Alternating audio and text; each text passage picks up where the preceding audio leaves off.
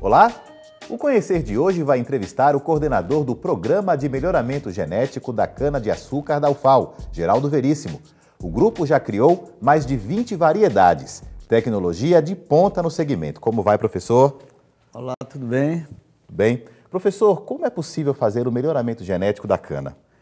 A cana-de-açúcar, historicamente, tinha baixíssimas produtividades no Brasil, né?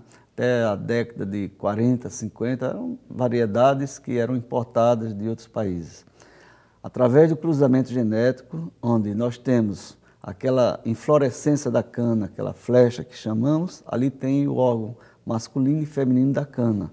Cana é hermafrodita, então fazemos o pareamento de uma variedade que tem uma característica interessante em produtividade, por exemplo, com outra variedade que tem uma característica de maior teor de sacarose, de açúcar.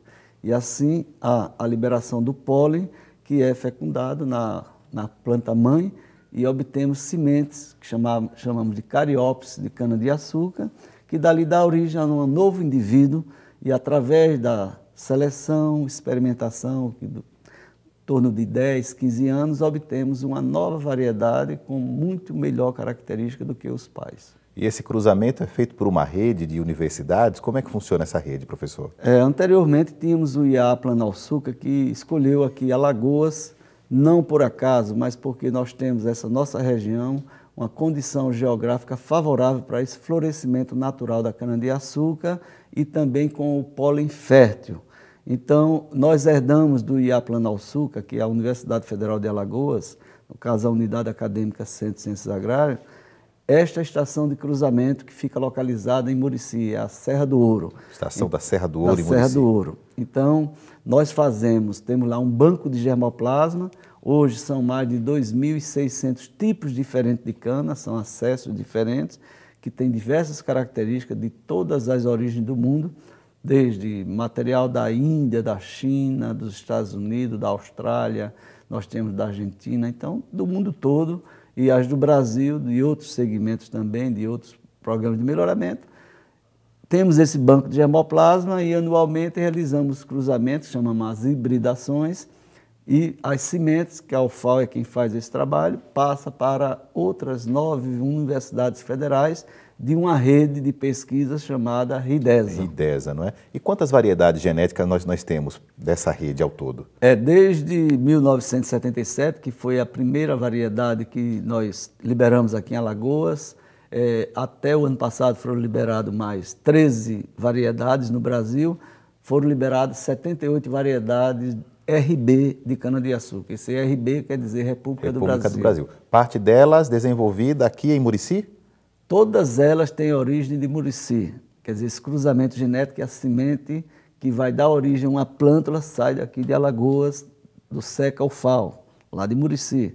Mas todas as universidades têm um programa de seleção e experimentação que desenvolve essas variedades. Ao todo, foram 78 no Brasil, o ano passado foram liberados 13, das quais 5 das 13 eram da UFAL, e temos 22 dessas 78 que é de domínio de propriedade intelectual da UFAL. Qual a importância dessa variedade RB para o plantio de cana brasileiro? Quantos % ela ocupa? Hoje nós temos no Brasil cerca de 60% da área cultivada no Brasil são com variedades RBs. É bastante, hein? Hoje nós temos no Nordeste, também próximo disso, mas temos, dependendo da empresa, da usina que a cultiva, temos exemplo de usinas que têm 85% de variedades RBs. Se tem essa área cultivada é porque ela tem são características de produtividade, tanto agrícola quanto de teor de açúcar, bem maior do que as outras. Então, esse melhoramento genético, ele pode trazer qual tipo de benefício para a planta? Além da produtividade agrícola, né, que é importantíssimo, porque tem uma elevada biomassa, elevado peso, nós temos que ter teor de açúcares que rendam muito mais açúcar por hectare. Isso aí é o principal. Mas são diversas, são centenas variáveis que têm que ser analisadas. Por exemplo, uma variedade ela deve ter uma característica de ser precoce para ser colhida já no primeiro mês de safra. Temos variedades de característica média, tardia, sua maturação, mas ela tem que ter características, por exemplo, de ter uma boa brotação de socaria em condições de déficit hídrico. Nós temos período chuvoso, que é o plantio, mas um período seco, que é a época de moagem da cana. Que varia de região para região do país. Dependendo da região e dependendo dentro do estado, dependendo dentro da empresa, nós temos diferenças também dessas características. O tipo de solo, né? Então, responder diferentemente ao tipo de solo, responder à irrigação ou à quantidade de água que tenha.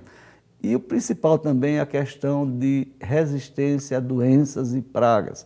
São dezenas de doenças e pragas, dos quais a variedade também ela tem que ter essa condição, principalmente doença. Tanto é que hoje no Brasil nós temos dezenas de doenças que foram eliminando variedades e aquelas que são resistentes é que são cultivadas.